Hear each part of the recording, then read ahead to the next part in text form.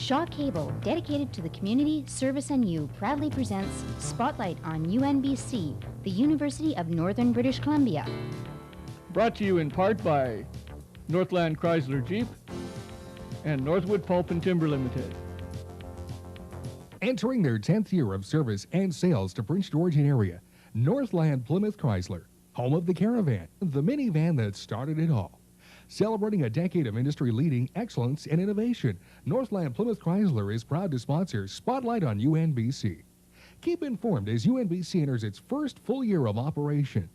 Located at 3rd and Vancouver, Northland Plymouth Chrysler invites you to visit their showroom. Northland Plymouth Chrysler, where people make the difference. Northwood Pulp and Timber is a proud sponsor of Shaw Cable 10 and its volunteer-produced television programs. Northwood also supports UNBC. As a partner in progress, Northwood has donated $350,000 towards the scholarship fund. When matched by the government, it represents a contribution of $700,000. Hi, and welcome to Spotlight on UNBC for the month of June. The official opening of the Prince George campus by the Queen is only a few months away, but an equally significant event took place last month. The spring convocation ceremony in May saw 6 UNBC students earn the university's first ever bachelor's degrees. A full report on the convocation is coming up on this show, as will an update on construction of the Prince George campus. Those stories and many more are coming up on this edition of Spotlight on UNBC.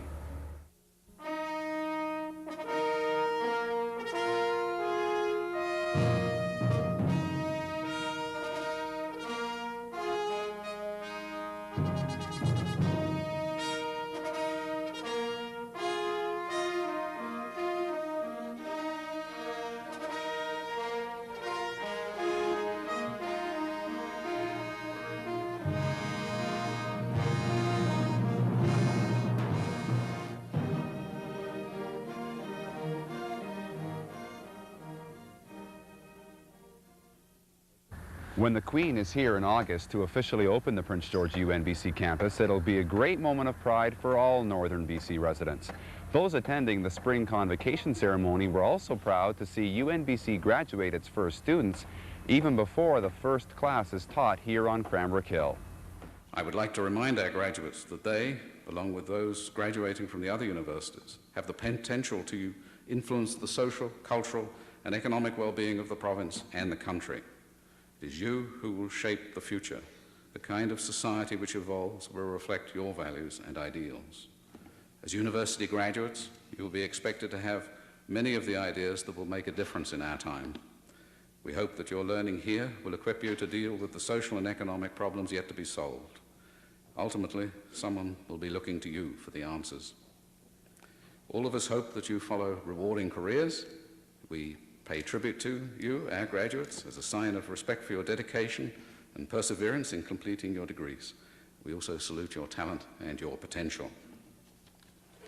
Each of you has been part of UNBC's establishment. We anticipate that you will follow your alma mater's fortunes with lifelong interest. As alumni, and a very privileged set of alumni too, you will become our ambassadors. In your lives ahead, may there be much success.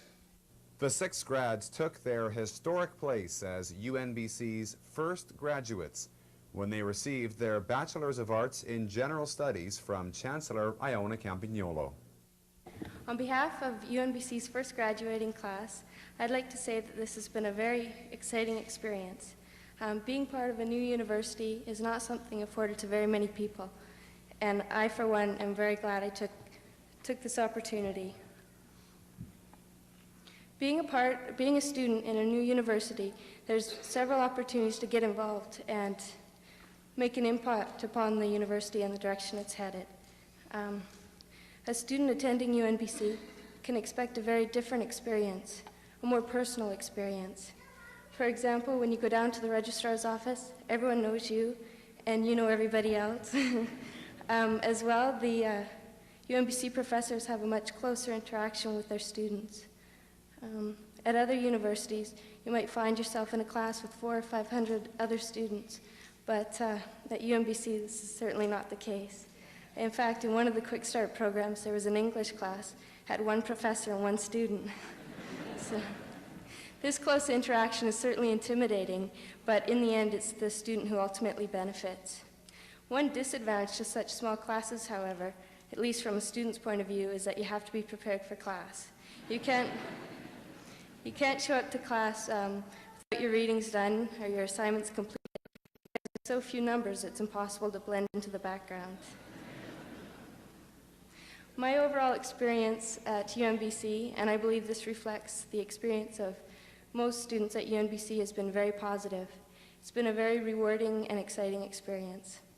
I would like to take this opportunity to thank both the university and the people in the community responsible for it, because without them I wouldn't be here today receiving my degree. As well, I'd like to congratulate my fellow graduates and wish them all the best of luck in the future. All convocations marked a beginning.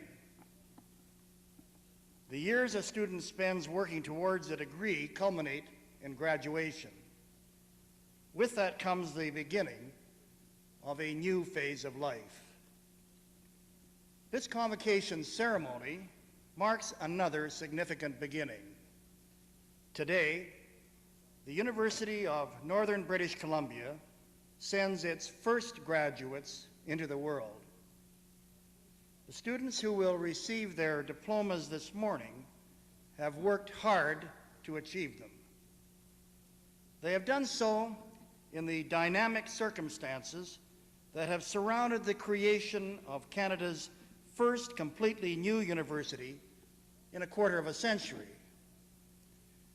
So it is that not only family and friends share the pride of the first graduates of UNBC. The events of today are a testimonial to the commitment and pride of this entire region. Students are graduating here today because thousands of people came together to work towards a goal. Men and women from throughout this region believed in the idea of a University of the North. They worked hard and they succeeded.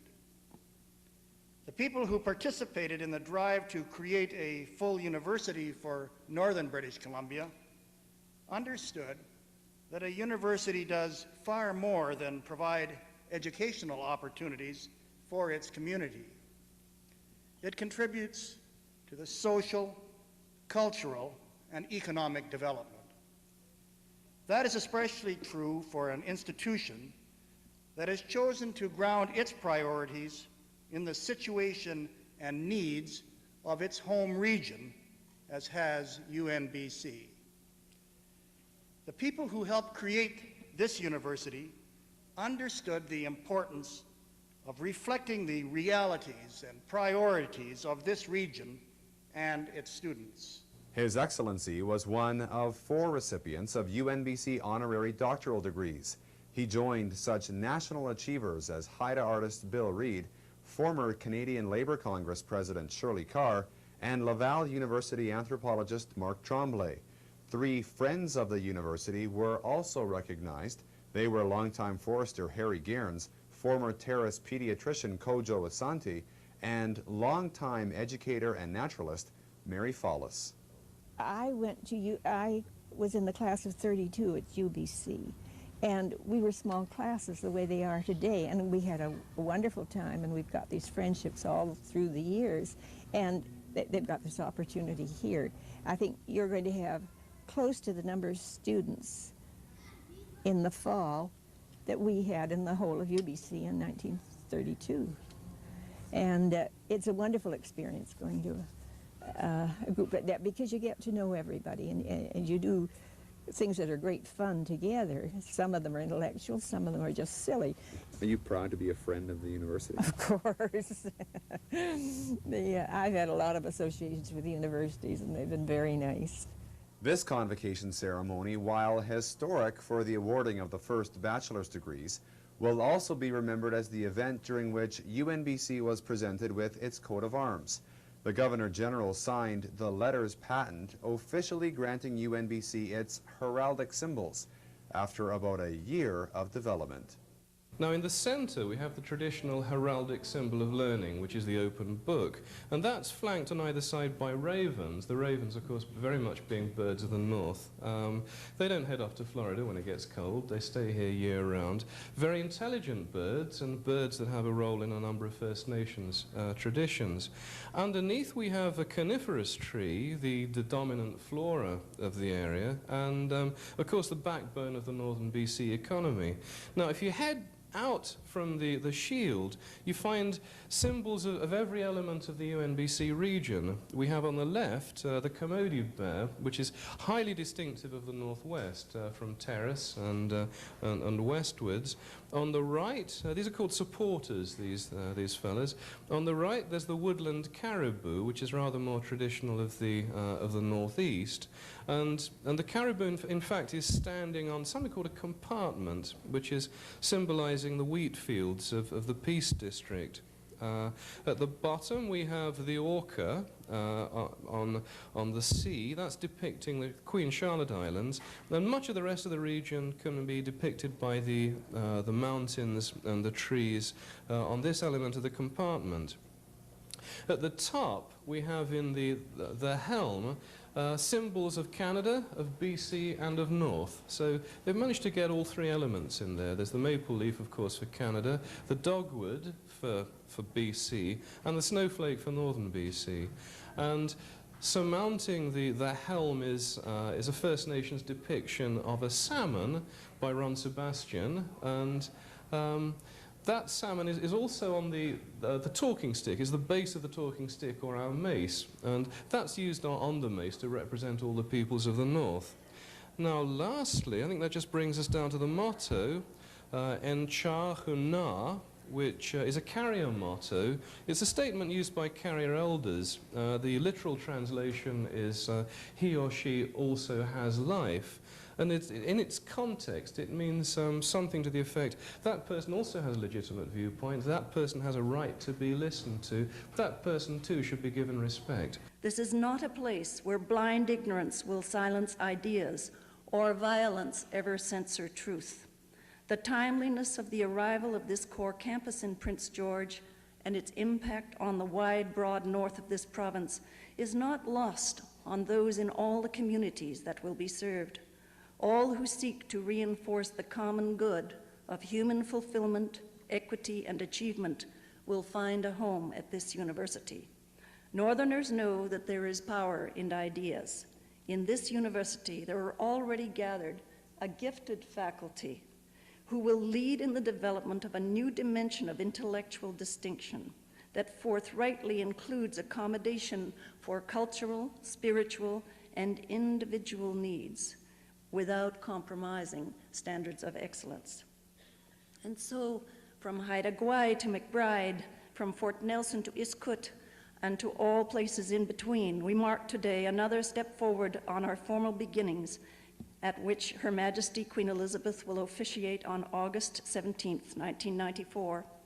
In anticipation of that momentous day, I am reminded of some words of Norman Cousins. He said, "Despite the cynicism that seems to hang over us like a dark cloud, we must accept the reality that unless we respect the rights of the next generation, we will be utter failures to our own," unquote. In short, our job on this earth is to be good ancestors. As Chancellor, it is my happy duty to commend all of you honored here today. You are the first of a long line that will stretch much farther than we can now see into the mists of a better time, that will in part be made so by those of you who proudly carry the name of the University of Northern British Columbia. It's no secret that UNBC is and will be having a significant impact on northern BC. To date, much of the talk has been on UNBC's impact on the local economy. Perhaps less tangible, but no less important, is the university's effect on the quality of life of the people living in this region. Measuring that impact is the goal of a new appointee in the Faculty of Management and Administration. 2,000 questionnaires were sent to homes in Prince George in May, designed to gather information about the quality of life in Prince George before the start of full operations at UNBC in September. Questions in the 9-page survey included such things as how often various services were used and what services could be improved. I mean, the thing we know for sure, bringing in a new university in particular into a community of this size, is going to make a dramatic difference in terms of just the demographic growth of the city over the next 10 years. And it'd be nice to, we hope to get some kind of an assessment about how people feel in general toward growth. I mean, there are some people who really prefer a city of about just this size, and they wouldn't look favorably on seeing it expand the way it very well could. But in any case, it's good to try to get some idea of how people feel about growth and some idea of what kinds of things you would have to do in order to make the community, the quality of life in the community better as the city progresses. We have questions in there. One is you know, all things considered, what do you think is the very best thing about living in Prince George, and what's the worst thing? And we also ask them, the question says something like, you know, if you could wave a magic wand and make any change in the community today, what would that change be? And we ask people, we have a section in there for people who have been living here less than 5 years, and we ask them where they moved from and why they happened to pick Prince George, and we ask them what kinds of expectations they had, what they were looking for, and then we ask them how well those expectations were satisfied when they got here. So, and all of this happens within a 9-page questionnaire, which probably won't take, you know, maybe 40 minutes to fill out.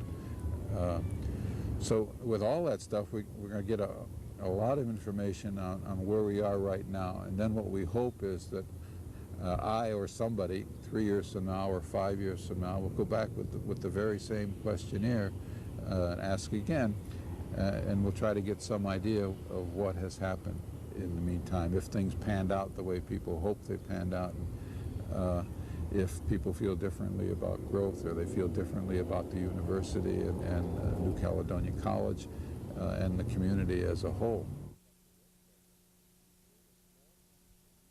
The Canada-BC Infrastructure Works program has come through with $4.1 million to complete the 2 major access routes to the Prince George UNBC campus. The funding will help complete the work on University Way and Tyner Boulevard in time for the official opening of the campus and the start of classes in September. Victoria recently announced a $1.8 million grant to assist with earthworks on University Way. The additional funding from the infrastructure program will contribute to road surfacing costs. The original $9 million cost of University Way has grown to $16 million, due in large part to road slippage problems. The University Way project is the first in the province to receive money under the Canada-BC Infrastructure Works banner. A regional academic plan has recently been unveiled in the Peace River region with details on the English, geography, and history courses that will be offered in the upcoming academic year. 3 UNBC faculty will be living in the region, offering a total of 16 courses this year in Fort St. John and Dawson Creek. The timetable and further details will be available shortly. In the Northwest, meanwhile, members are being sought to sit on a regional advisory committee. The 20 members will come from local government, First Nations, business, labor, education, students, and professional groups. Nominations must be received by June 10th. As in the Northeast, a regional academic plan is close to being finalized in the Northwest. I think it's absolutely crucial that we get down to the very detailed level where we can explain to people what they're going to be able to do. The protocols are really a way of setting some goals for us and a way of describing the process that we're going to work together towards meeting those goals. The goals are very clear, and I think they're robust, as they say in the research literature. These are things that we know we want to do. We want to offer degree completion in the Northwest. It's something that's essential to people. And we want to offer we want to connect to the laddered programs so that the college is strengthened by their own programs, as well as us then making the connections for students. And we've made in the protocol the agreement to ladder the programs in forestry, business, social work, and nursing. And I think there's been some very considerable progress on those goals. We've also then added the laddered program in Bachelor of Applied Technology and Management in Kitimat.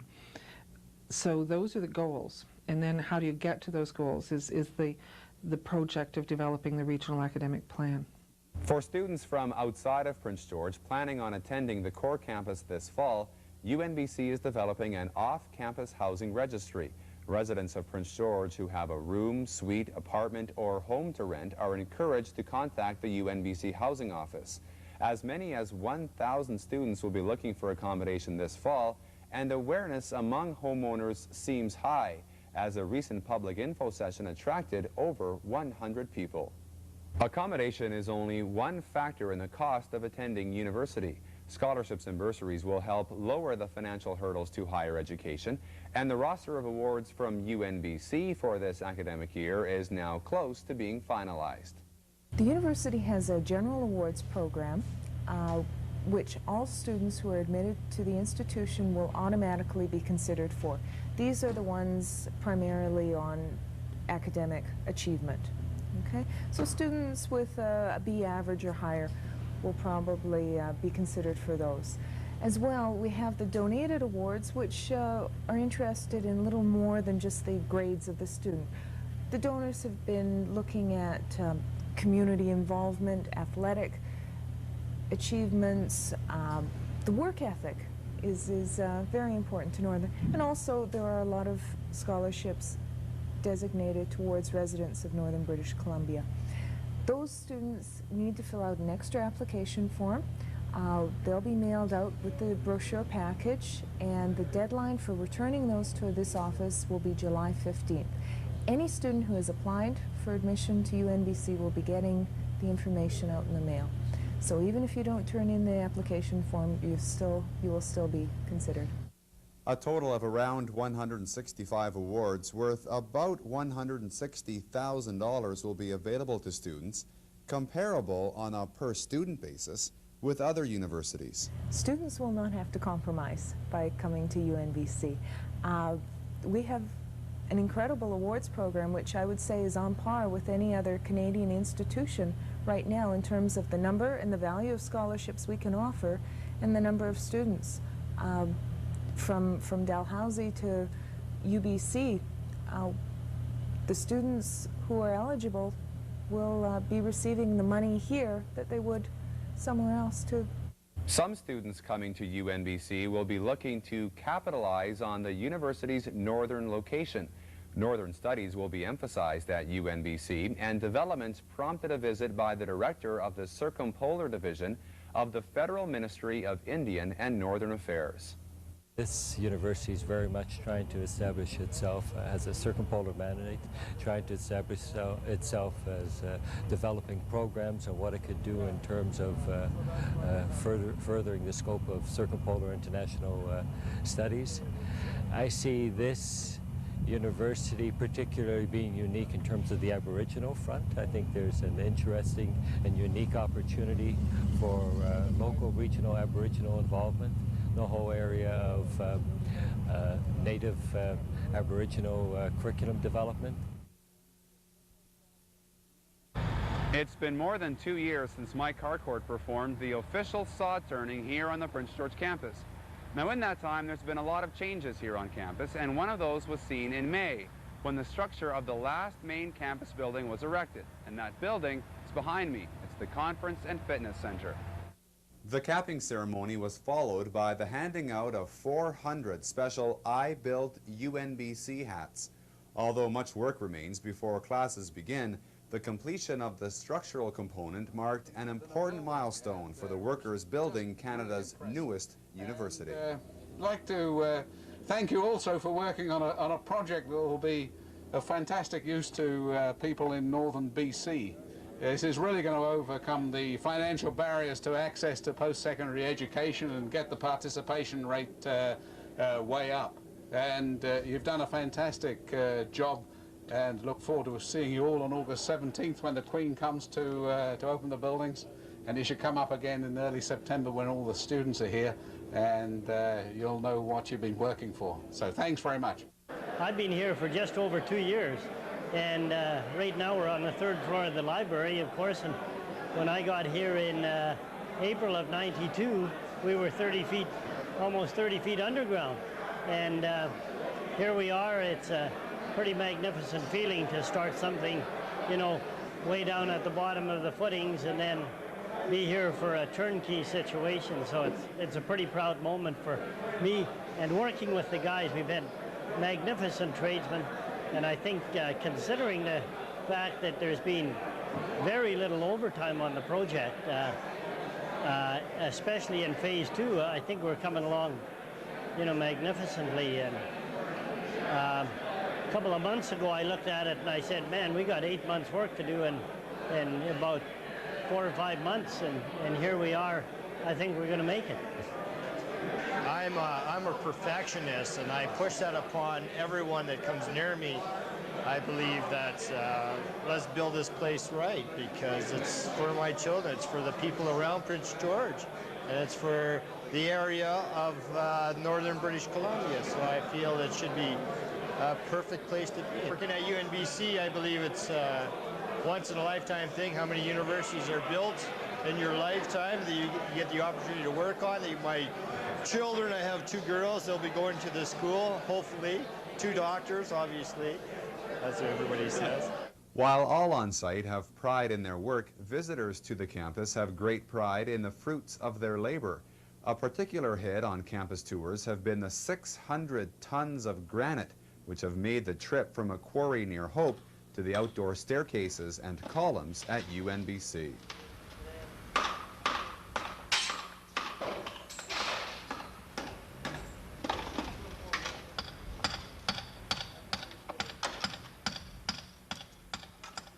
How long would one of these columns take? Those columns have about 50 square feet. Take me a day and a half on each one. How long have you been up here?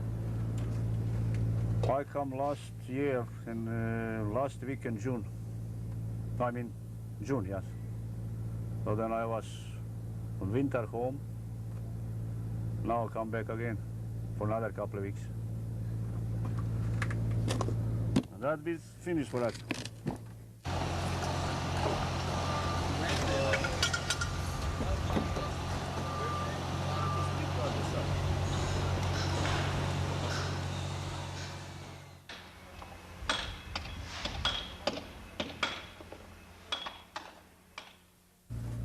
How do you like it? Very much. If I don't like, I won't be there for sure. What do you like about it? What I like? Well, first thing, I have a job.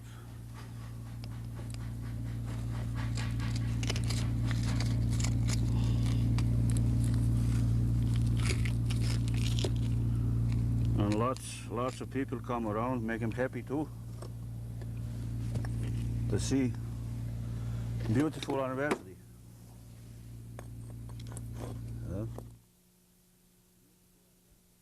Thank you for tuning in to this edition of Spotlight on UNBC as work continues on the first student residence to be built on the Prince George campus. Tune in next month to find out more of what's happening at the University of Northern British Columbia.